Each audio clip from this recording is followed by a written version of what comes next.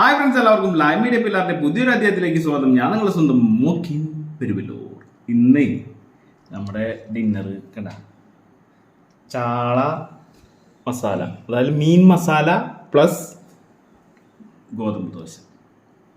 ലൈറ്റായിട്ടുള്ള ഡിന്നറാണ്. പിന്നെ മൂത്തമോള് ശ്രീലക്ഷ്മിക്ക് പനിയുണ്ട്.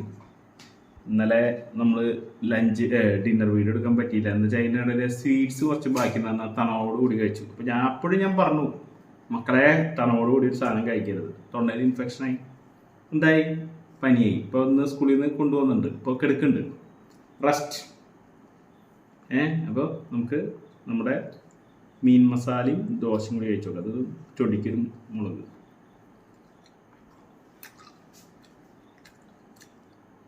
മീൻ മസാല എങ്ങനെയുണ്ട് എന്ന് വെച്ച് കഴിഞ്ഞാൽ ടേസ്റ്റ് ഉണ്ട്. സവോളയുടെ കൂടെ കൊത്ത് ഉണ്ട്, മുള്ളൊക്കെ കളഞ്ഞിട്ടുണ്ടല്ലോ.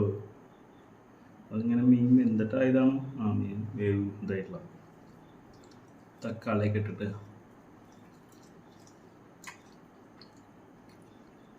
എനിക്കിത് ഇഷ്ടമാണ്. പണ്ട് ഞാൻ ഭാര്യയ്ക്ക് സവാള ഇട്ടിട്ട് മീൻകറി വെച്ച് കൊടുത്തുള്ള ആളാണ്. അപ്പോൾ പിന്നെ എനിക്കിത് ഇഷ്ടമാണ്. അപ്പോൾ